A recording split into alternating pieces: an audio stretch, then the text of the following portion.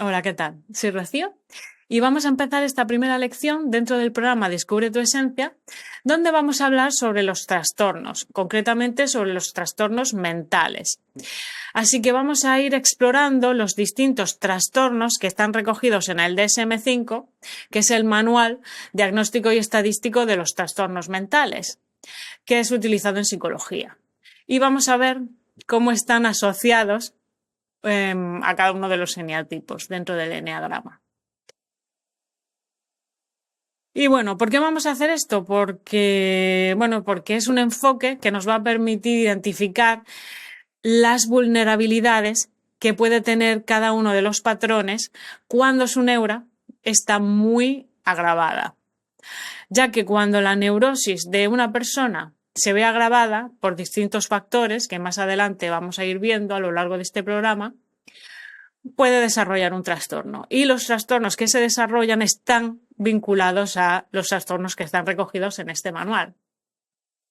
Entonces, primero tenemos que entender lo que es un trastorno, ¿no? Un trastorno mental es una alteración de la salud mental que afecta al pensamiento, a las emociones o al comportamiento de la persona. Es decir, interfieren en la capacidad para funcionar en la vida diaria. Una persona puede llegar a tener distintas características, distintos comportamientos, pero si no suponen una interferencia dentro de su vida, si no suponen un obstáculo para el desarrollo personal, no podríamos estar hablando de un trastorno. El trastorno se refiere a una alteración que predomina a lo largo del tiempo y además que le imposibilita a realizar ciertas acciones que a esa persona le gustaría hacer o le vendrían bien hacer, pero existe como ese bloqueo, ¿no? Por esa neurosis, ¿no? Tan agravada. Entonces ahí sí podemos estar hablando de un trastorno, ¿no? Entonces tenemos que hay varias características, ¿no? Que los trastornos que esos patrones de comportamiento más bien sean persistentes e inflexibles, ¿no? Y que estén afectando negativamente a diversas áreas de la vida. A lo mejor no solo afecta a la persona, sino que también afecta a los demás, a su entorno, a las relaciones interpersonales que esa persona está manteniendo, al trabajo, a la autoimagen de sí mismo. Puede llegar a interferir negativamente en cualquiera de estos ámbitos, ¿no?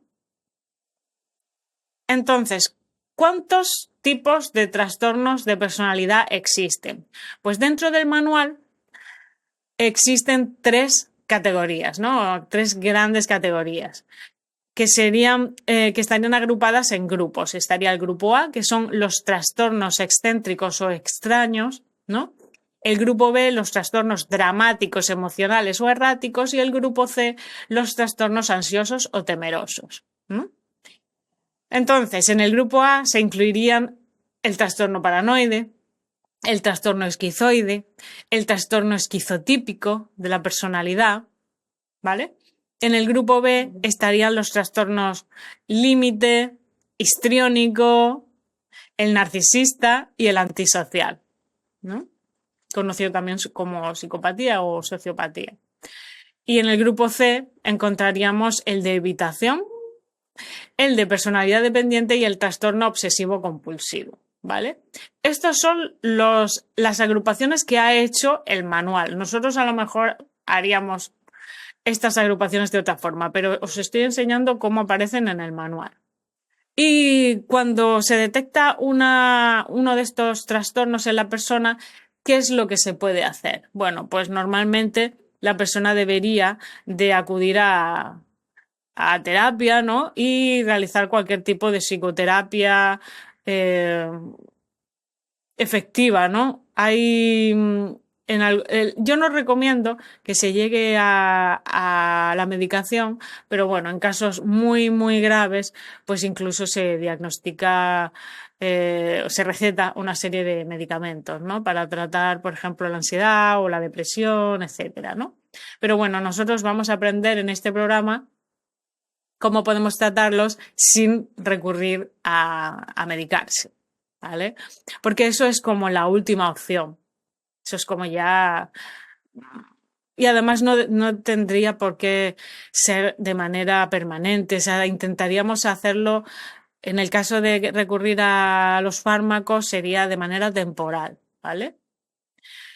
Para poder hacer más llevadero el proceso de sanación a través de otras vías. Entonces, os voy a pasar una tabla con los distintos trastornos ya resumido, asociado al eneatipo de cada uno. Es una tabla resumen para que podáis ver a qué eneatipo está asociado cada uno de los trastornos, ¿no? Entonces, encontramos los principales, están el trastorno obsesivo-compulsivo, o TOC, ¿no? Siempre los trastornos están descritos por sus iniciales, por sus siglas, porque así es más fácil referirse a ellos, ya que suelen tener nombres muy largos y entonces, pues bueno, decir TOC es más rápido que trastorno obsesivo compulsivo, ¿vale?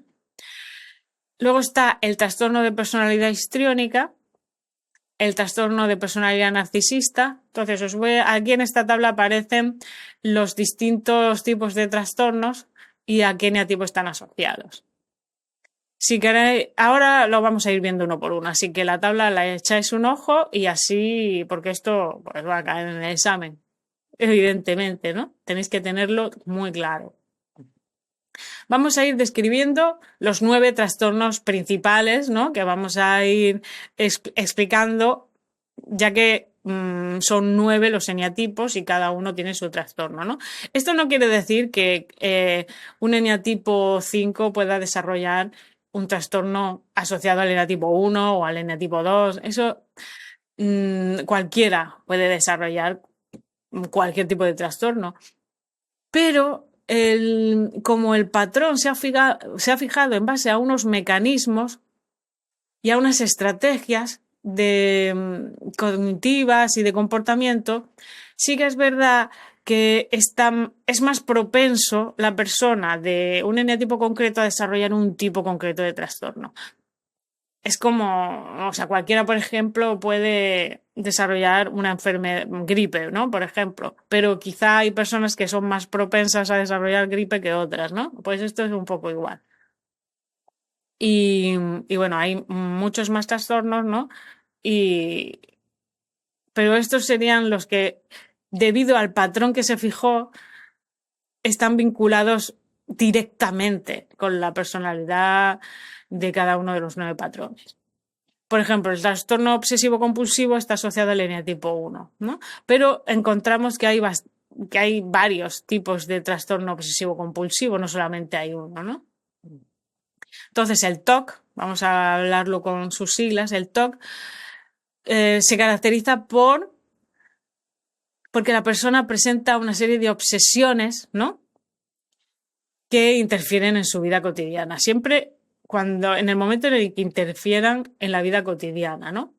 Entonces, ¿qué tipo de obsesiones, a qué tipos de obsesiones se refiere?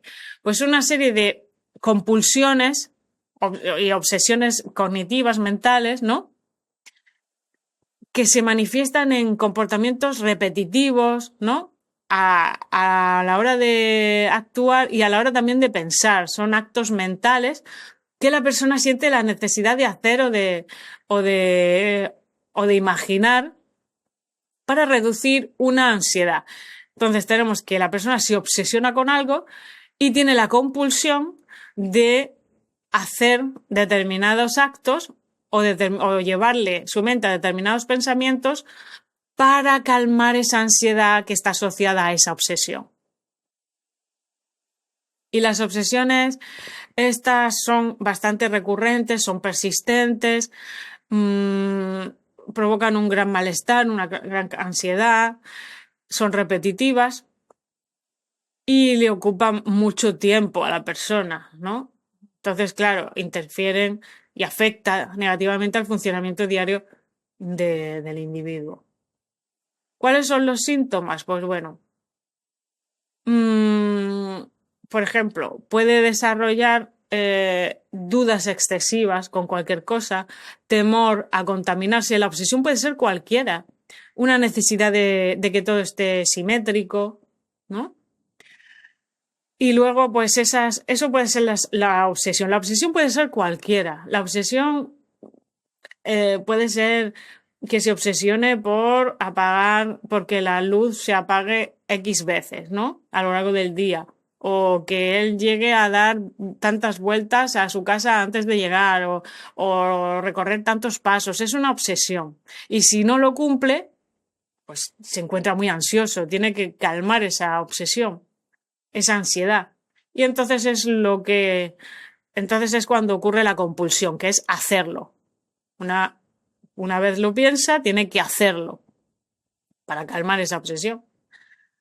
Y entonces pues puede lavarse las manos compulsivamente o estar ordenándolo todo, ¿no? O verificando que todo lo que ha hecho o todo lo que ha pensado está hecho correctamente, ¿no? O repetir palabras, aunque sea en silencio, repetir palabras, puede ser cualquier cosa, ¿no? Y la finalidad de esto es precisamente reducir esa ansiedad que se crea. Y una cosa curiosa es que la persona reconoce que estas obsesiones existen, pero no puede evitar realizarlas, ¿no? Llevarlas a la realidad. Entonces, ¿qué pasa? Evidentemente tiene un impacto bastante grande en la vida de la persona y afecta a su capacidad para llevar a cabo actividades cotidianas, ¿no? Para mantener relaciones personales, puede distanciarse de la familia o los amigos pueden distanciarse de esta persona. Puede también en el trabajo, ¿no? En la escuela, en el colegio, en la universidad, donde esté, puede tener problemas para desarrollarse, para desempeñarse correctamente, porque tiene una necesidad de llevar a cabo como una serie de rituales compulsivos y esto le puede llevar varias horas al día. Quiere decir que no es un momento esporádico a lo largo del día, sino que es constantemente y todos los días, ¿no? Y a veces incluso por la noche. Tenéis que tener en cuenta que una persona puede estar obsesionada, por ejemplo, con el orden, con que todo esté limpio, pero tener un alto nivel de organización o ser meticuloso, ser perfeccionista y todas esas cosas no tienen por qué interferir en tu vida. Al contrario, puede ser algo muy beneficioso para ti porque siempre, pues, bueno, todo lo mantienes en orden, entonces tú tienes una vida ordenada, no eres caótico y te ayuda, ese comportamiento te ayuda a progresar, a que todo vaya bien, pero estamos hablando de que estos actos están injustificados porque no aportan nada a tu vida positivo. Al revés, están quitándote calidad de vida, están reduciendo las horas productivas a lo largo del día para desarrollar estos comportamientos que no te van a llevar a ningún sitio, ¿no? Entonces ahí es donde está clarísimo cuándo es un trastorno y cuándo no. Así que no por ser, ya os digo, no por ser una persona ordenada o perfeccionista o muy puntillosa, eso no os hace tener TOC ni muchísimo menos, ¿no? Entonces, ¿qué pasa? Que la convivencia, incluso no solo para la persona que lo sufre, sino que la convivencia pues puede ser pues muy difícil, ¿no? Con estas personas. Pero bueno, hay muchos tratamientos efectivos para el TOC. Y bueno, el más conocido es la terapia cognitivo-conductual, la TCC, y también la exposición y prevención de respuesta, la ERP. Ha demostrado también ser muy eficaz y cada uno tiene que encontrar el suyo. Pero bueno, normalmente este trastorno es fácil, entre comillas, de reducir, ¿no? O de eliminar completamente. Luego tenemos el trastorno de personalidad histriónica, ¿no? Una persona con este trastorno tiende a dramatizar cualquier situación, ¿no? Es como parecido a lo que encontramos en las telenovelas, que empiezan, oh, madre mía, lo que me ha hecho esta persona. Es muy exagerado a la hora de interpretar cualquier situación y a la hora de, pues, demostrar una ofensa ante esta persona, ante este hecho, ante este acontecimiento. Muy exagerado, muy dramático, ¿no? Entonces, normalmente son personas que inicialmente son encantadoras, ¿no? Pero tienen un comportamiento que puede volverse abrumador, ¿no? Muchas veces, ¿no? Y es un trastorno bastante común. Se cree que el 2% de la población exhibe este comportamiento histriónico y normalmente está asociado a mujeres, pero hoy en día se sabe que tanto hombres como mujeres pueden experimentarlo, ¿no? Entonces, bueno, las personas que padecen este trastorno son normalmente las del eneatipo 2, que como ya sabemos, son personas muy carismáticas a nivel social, resultan encantadoras, resultan muy amables, muy atractivas, muy atrayentes, aunque no sean visualmente muy destacadas, pero su carisma, su comportamiento, su actitud ante la vida las hace ser bastante hipnóticas, tienen como magnetismo personal, y suelen tener bastante éxito, ¿no? A nivel social. Entonces, estas son las personas más susceptibles de desarrollar este trastorno. Pero bueno, cualquiera puede llegar a tenerlo. Un eneatipo 4 también puede desarrollarlo, por ejemplo, o un eneatipo 6, ¿no? Cualquiera. Pero este es el trastorno del eneatipo 2 por excelencia. ¿Mm? Entonces, bueno, según el DSM, se define como un patrón general de excesiva emotividad y una búsqueda de atención. Evidentemente, el eneatipo 2 necesita atención de los demás, necesita mucho reconocimiento externo y es muy emotivo, pertenece a la tríada emocional y es pura emoción el eneatipo 2, ¿no? Es pura emoción. Es muchísimo más emocional que el eneatipo 3, aunque el eneatipo 3 también es muy emotivo, el eneatipo 4 también, pero el 2 es que centra todos sus esfuerzos en sentir, ¿no? Más que en pensar o cualquier otra cosa, ¿no? Entonces, ¿qué pasa?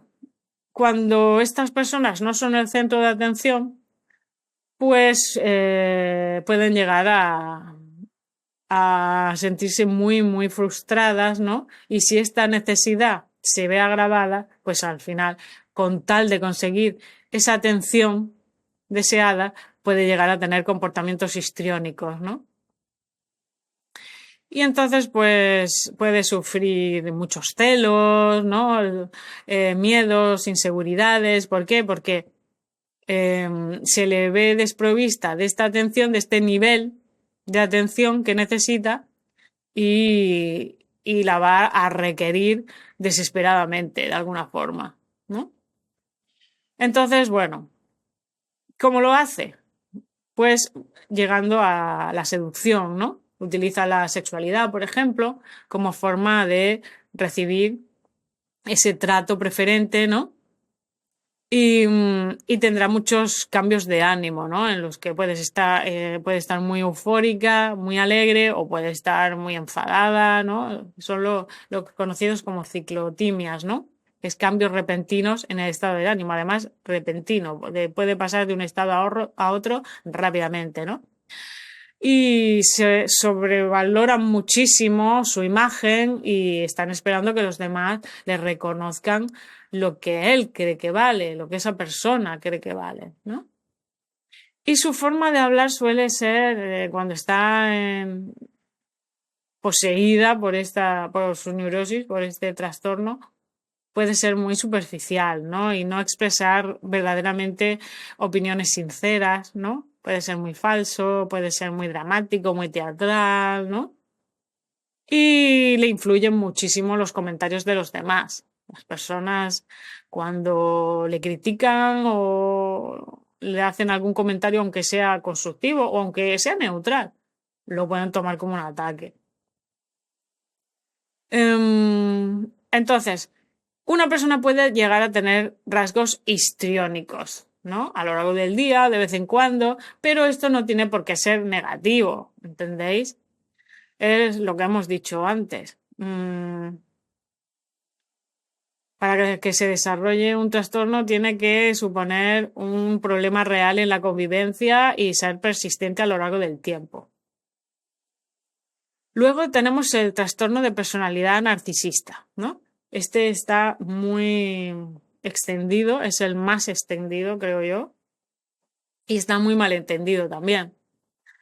El TNP, o trastorno narcisista de la personalidad, según el DSM, se caracteriza por un patrón general de grandiosidad, tanto en la fantasía como en el comportamiento, mentalmente como a la hora de comportarse, manifiesta una extrema grandiosidad, ¿no? Una necesidad constante de admiración y una falta de empatía hacia los demás. Esto es lo que dice el DSM-5.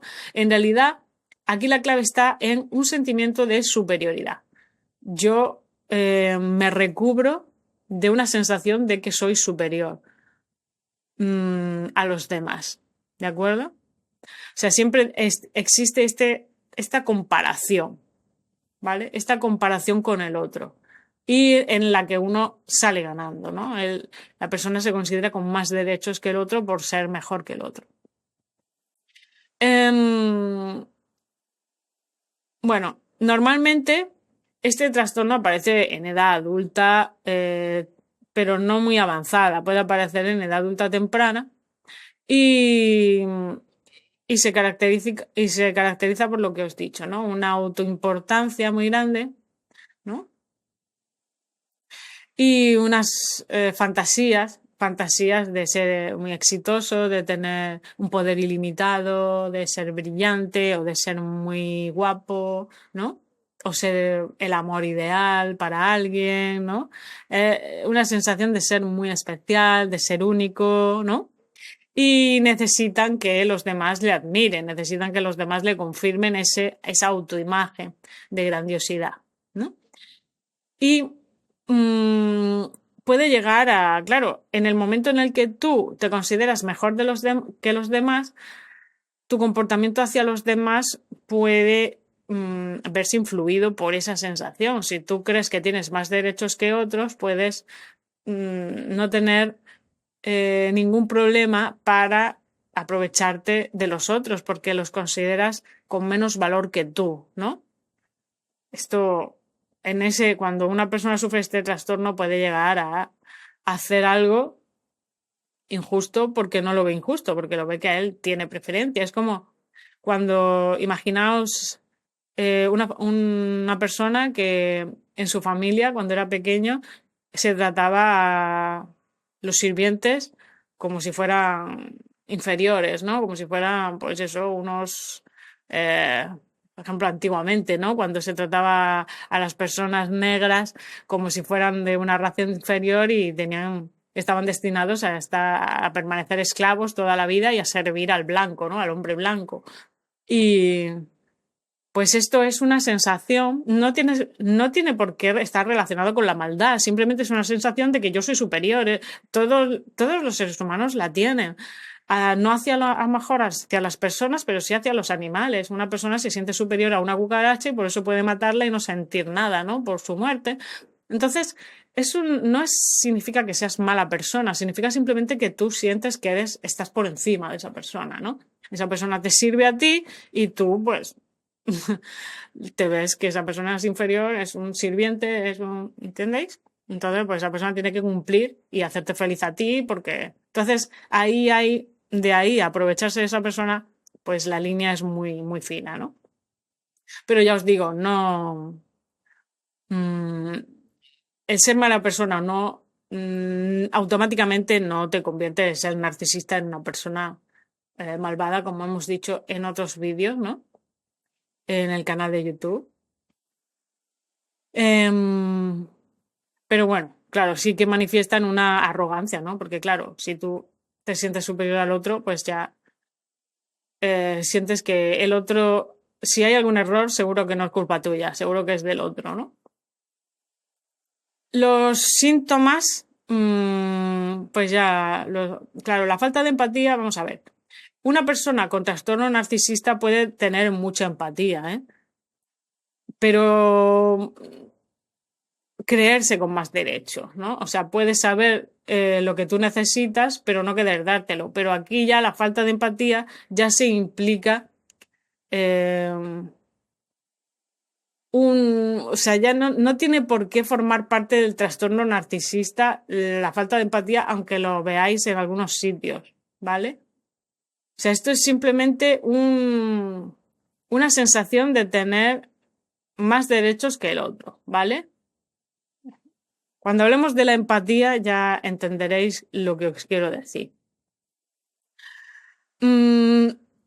Entonces, ¿cómo puede impactar negativamente en la vida de una persona? Pues realmente eh, aquí hay una cuestión muy curiosa, ¿no? Porque las personas con trastornos narcisistas suelen tener también una personalidad muy como deslumbrante, ¿no? Muy fascinante. Entonces se pueden despertar muchas pasiones, con lo cual la persona se deja manipular, entre comillas, por esa personalidad arrolladora, ¿no? Que tienen este tipo de personas. Este trastorno está asociado especialmente al eneatipo 3 y claro, ellos venden una imagen tan maravillosa, tan exitosa, tan motivadora, tan estimulante, que las personas tienden a cegarse por esa luz, por esa brillantez. ¿Y entonces qué ocurre? Pues que no ven quizá eh, el mal que puede estar provocando en sus vidas, ¿no? Que va mermando poco a poco, va empapando, como esas gotitas que no te enteras de que están cayéndote y al final te ves totalmente empapado, ¿no? Entonces, bueno, puedes dejarte llevar por manipulaciones y darte cuenta muy tarde de que has perdido gran parte de tu vida y de que ahora escapar de eso es mucho más difícil. Entonces, y es por eso, porque ciega, es como tienen un fuego muy grande, muy, muy grande y el fuego hipnotiza y por eso a estas personas se les da tan bien el arte de la manipulación, ¿vale? Um,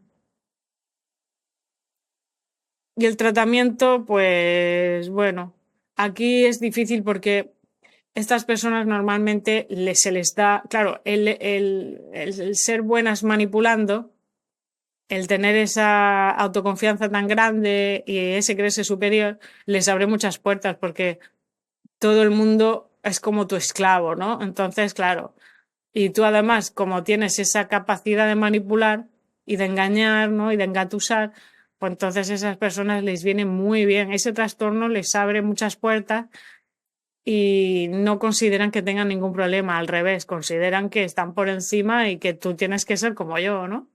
Porque yo he tenido éxito gracias a mi comportamiento, ¿no? A ese comportamiento. Entonces, ¿qué pasa? Que aquí los que realmente más sufren son las personas alrededor del narcisista, ¿no? Y esas son las personas que tendrían que hacer como de terapia. No permitir que esas personas lleguen a utilizar y aprovecharse de otros, ¿no? Y de explotar a otros y de manipular a otros.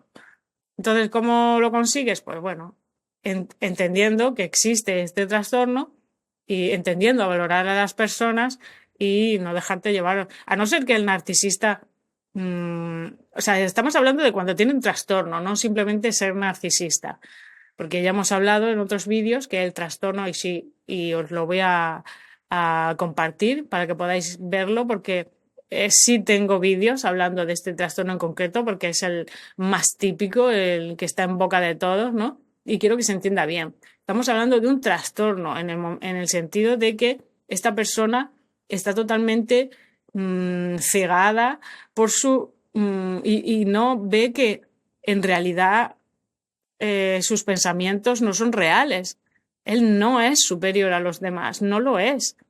Está bien que tú te sientas superior para poder conseguir distintas cosas, pero siempre sabiendo que es una neura que tienes tú y tú la aprovechas en tu beneficio si quieres, pero saber que no es real, que tú no vales más que el otro, ¿no?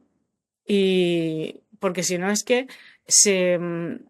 esos bloqueos que existen, que evitan que hagas daño al otro, ¿no? Desaparecen, ¿no? Se minimizan y entonces ya puede llegar a hacer muchísimo daño y tú creer que no estás haciendo nada malo, ¿no? Entonces, bueno, aquí que un narcisista reconozca que tiene un problema es muy, muy raro, ¿no? Al revés. Él piensa que no tiene ningún problema, que todos los demás son los que tienen los problemas, ¿no?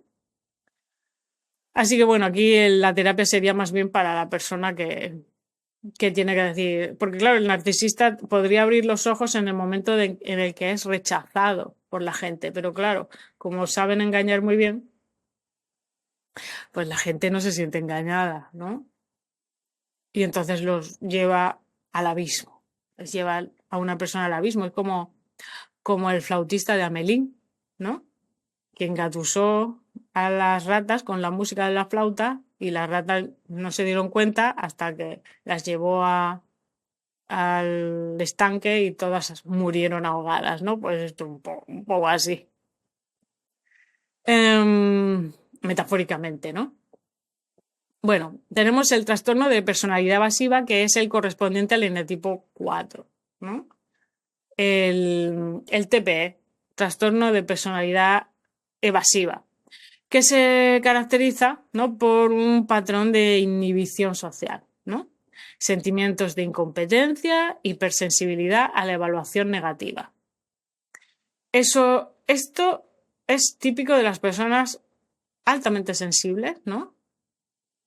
Y que cualquier cosa que experimentan a nivel social, a nivel externo, les afecta de sobremanera, ¿vale? Entonces, ¿qué pasa? Pues que tienden a evitar exponerse. Situaciones en las que tiene que estar con gente, situaciones laborales que impliquen pues interacción social, ¿no? Porque tienen un miedo muy intenso al rechazo, a la desaprobación y a la crítica, ¿no? Entonces que esto, pues, fijaos lo que perjudica, ¿no? Porque nosotros necesitamos estar en contacto con los demás para poder crecer y para poder sobrevivir, y este trastorno nos lleva en dirección contraria, ¿no? Entonces, bueno, esta persona pues no va a querer involucrarse en proyectos a menos que esté seguro de que le van a querer, de que le van a apoyar, pero claro, es que así no se arriesga, ¿no? Y la vida es un riesgo constante, ¿no? Entonces, claro, nunca vas a estar seguro 100% de que todo va a ir bien y que te van a apoyar y que te van a...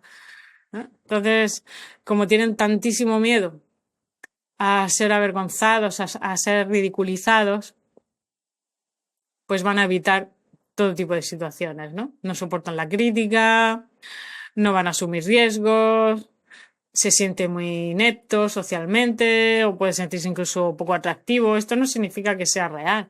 Puede ser una persona muy apta, muy inteligente, muy atractiva, muy carismática, pero ellos no lo ven. El trastorno le impide verlo y sentirse y que no sienten seguridad, porque el que seas una cosa u otra no te ayuda en nada.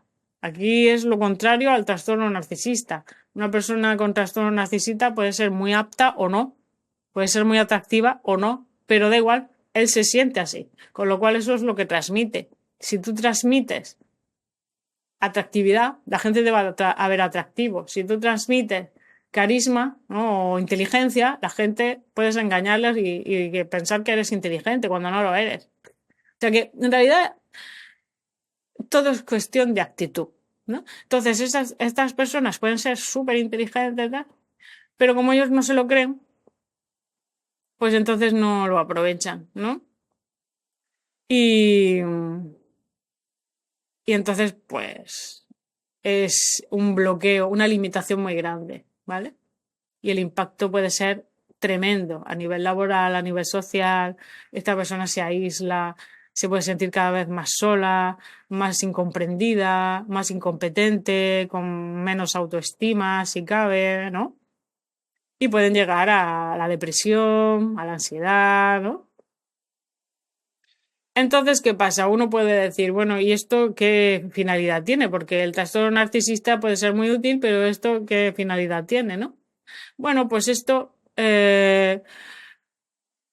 si uno desarrolla rasgos normales que no se salen de lo normal, ¿no? O sea, que quiere decir que no se ha desarrollado un trastorno, pues puede llegar a ser una actitud de introspección muy grande, una actitud de humildad, una persona que no se cree por encima del otro, ¿no? O por lo menos no considera que esté totalmente preparada para salir, lo cual le ayuda a estudiar mucho o prepararse mucho. Esta actitud puede ser una positivo en el sentido de que es prudente y hasta que no esté convencida de que va a hacerlo bien, pues no sale, con lo cual va a cultivar muchísimo el estudio, la investigación o el arte, la creatividad, la inventiva, ¿no? Son personas que no van a quedarse con la superficialidad, sino que van a ser muy profundas, ¿no? Estar en contacto con lo que no ve la gente de primera, son muy sensibles, captan cualquier cosa que el resto de los mortales no captamos, con lo cual es un don muy grande. Lo que pasa es que hay que saber gestionarlo y no dejarse llevar por esa susceptibilidad y que te afecte todo muchísimo, porque entonces pues te vas a sentir pues, abrumado como Daredevil, ¿no? Como el superhéroe que todo lo notaba mucho, el ruido lo notaba muchísimo, la luz lo notaba muchísimo, ¿no? Aunque el sonido, me parece que era eso, que él captaba mucho el sonido, ¿no? Y el tacto, o sea, todos los sentidos que no eran ver porque estaba ciego, los sentía muchísimo, ¿no? Pues algo así, tú tienes que aprovecharlo, esa sensibilidad, aprovecharlo para desarrollarte, pero que no te impida, pues que no te bloquee ese miedo a exponerte por em, lo que te abruma tanto todo, ¿no? O sea, tienes que encontrar ese punto medio, ¿no? Entonces, esto puede ser positivo, pero cuando se convierte en un trastorno, pues te está impidiendo crecer y desarrollarte. Luego tenemos el eneatipo 5, al que le corresponde el trastorno esquizotípico de la personalidad, ¿no? Este trastorno, el TEP, trastorno esquizotípico de la personalidad, se caracteriza por bueno, un patrón de déficit social, interpersonal, ¿no? Marcado por un malestar agudo y una capacidad reducida para las relaciones cercanas, ¿no? ¿Esto qué significa? Que esta persona tiene a nivel cognitivo una distorsión, una percepción muy grande del exterior y sus comportamientos son muy excéntricos, son muy de no saber muy bien cómo relacionarse a nivel social, porque tiene un concepto de la vida, del mundo muy particular, ¿no? Entonces, la mayoría de las personas las considera que son peligrosas o que no tienen nada que aportar y con lo cual prefiere el aislamiento y sobrevivir por sí mismo, ¿no? Por así decirlo. Entonces, bueno, tienen una tendencia a vivir en su propio mundo, tener creencias extrañas, ¿no? O de pensamiento mágico. Las percepciones son muy inusuales, ¿no? Incluyen también ilusiones corporales, un pensamiento extraño, un discurso extraño, como vago, como metafórico, ¿no? Ideas también un poco paranoides, ¿no? Y entonces, bueno, viven más bien en un mundo que les hace tener dificultad a la hora de conectar con su cuerpo, conectar con su corporalidad, conectar con los demás, con la familia, con los amigos. este tipo de cosas, ¿no? Entonces, claro, desarrolla una ansiedad social y eso disminuye que se relacione con los demás y incluso con su familia, ¿eh? Prefiriendo permanecer solo en sus pensamientos y ya está. Entonces, bueno, el impacto es evidente, un poco como el otro, ¿no? El evasivo, porque los demás manifiestan querer apartarse de la sociedad, estar aislados, los dos comparten esta actitud, tanto el 5 como el 4, pero, bueno, el 5 como el 4, los que desarrollan este tipo de trastornos, pero en el 5 no hay un deseo real de exponerse. En el 4 puede ser que sí lo haya. Quiere exponerse, quiere ser reconocido, quiere ser sociable, quiere que los demás le quieran, pero le da mucho miedo que lo rechacen. En el 5 o en este trastorno no existe ese deseo, no existe ese deseo de pertenecer, no existe ese deseo. Esto es un estado muy acomodaticio dentro del pensamiento, ¿no? Yo prefiero estar en mis pensamientos y no tengo ningún interés en que nadie venga a invadirme y a interferir en mi tranquilidad y en mi bienestar, ¿vale? Así que no busco llamar la atención. El otro sí busca llamar la atención. En el fondo quiere que vengan, pero quiere asegurarse de que va a tener éxito, de que le van a tratar bien. En el 5 no. El 5 no quiere llamar la atención, no quiere que nadie venga, no lo busca. A lo mejor lo necesita, pero no lo va a ir buscando. Y él a lo mejor no sabe ni siquiera que lo necesita, ¿no? Pero todos necesitamos ese contacto, ¿no?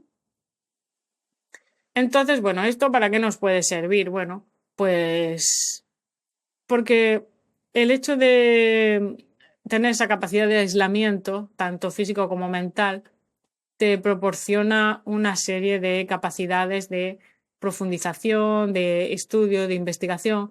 Tus sentidos están enfocados a un único tema y quieres llegar a la raíz de las cosas. Entonces, claro, el hecho de la capacidad esa de aislarte de todo y de concentrarte al máximo te permite hacerlo, cosa que no podrías hacer si estuvieras en contacto constante con la gente, si necesitaras ese contacto con la gente.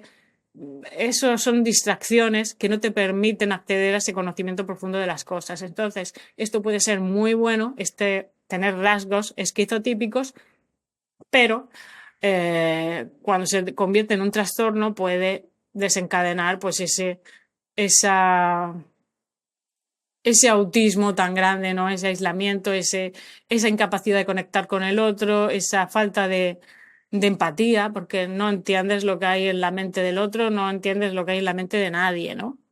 Y tampoco te interesa. Entonces, bueno, esto también puede tener muchas dificultades a la hora de convivir y a la hora de enfrentarte al mundo, escalar, mantener relaciones laborales o de personales. Es evidente, ¿no? Los inconvenientes que puede tener.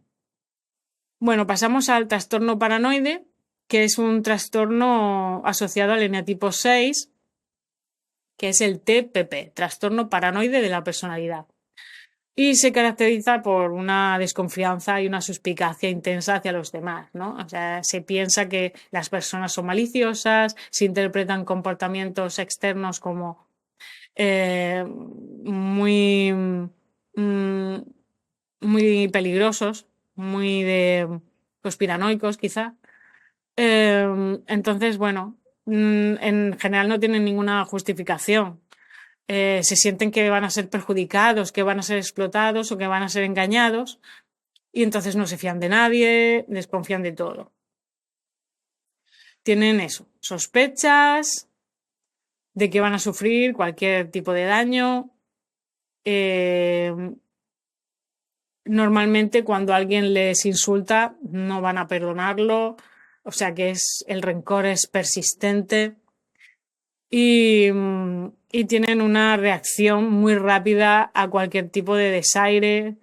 pueden reaccionar con ira, pueden reaccionar contraatacando o pueden reaccionar huyendo, depende, pero tienen un botón muy sensible a cualquier tipo de comentario, a cualquier tipo de...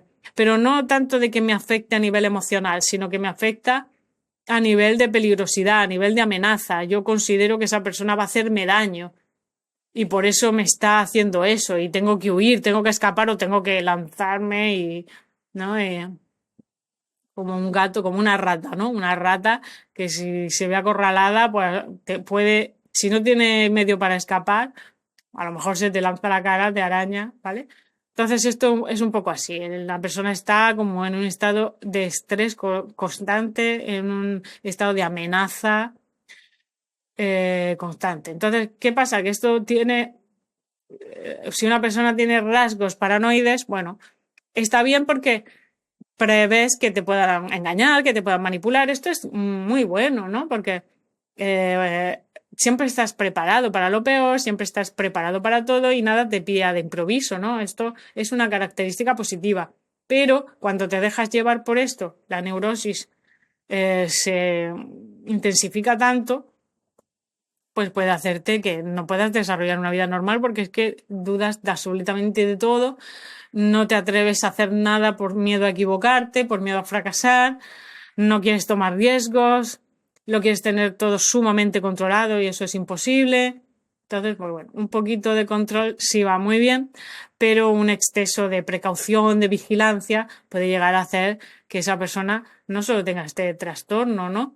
Y le perjudique a nivel laboral o social o personal, sino que también a nivel físico el cortisol está muy, muy elevado, esa persona puede tener problemas para dormir, ¿no? Sufrir de insomnio y un montón de enfermedades que acarrean el hecho de estrés constante, ¿no? Así que este sí se nota mucho a nivel físico, los otros también, ¿eh? Pero este es el que más se nota. Ya conforme vayamos avanzando en el curso veréis cómo tiene relación a nivel físico cada una de las actitudes, de los trastornos, porque esto todo es química, ¿no? Es química neuronal y todo tiene repercusión a nivel físico, a nivel orgánico, todo tiene repercusión. Y este trastorno paranoide es uno de los más claros, ¿no? Trastorno maníaco depresivo. Este es el trastorno del 7. Que es la montaña rusa emocional, los cambios extremos en el estado de ánimo que incluyen dos estados, el estado de manía, ¿no? Y la depresión, ¿vale? Entonces, el trastorno es el conocido como trastorno bipolar, ¿vale? No sé si ya antes se conocía de otra forma, pero es el trastorno bipolar, que puede haber dos tipos, ¿no? Que es uno, que es caracterizado por episodios maníacos que tienen que durar mínimo 7 días para que se considere un trastorno, ¿no? Y normalmente requieren incluso hospitalización, ¿no? Y entonces a unos estados de manía le siguen unos episodios depresivos que duran al menos 2 semanas o así. Entonces, puede estar de eufórico durante 7 días y luego deprimido, pues, 2 semanas, ¿no? Son alteraciones emocionales muy grandes que duran mucho tiempo. Luego está el trastorno bipolar 2, que en realidad son episodios depresivos y episodios hipomaníacos sin episodios maníacos completos. Es decir, que este estado es mucho más depresivo que el otro, apenas tiene episodios de manía. Básicamente, los episodios de manía son inexistentes o son incompletos, ¿no?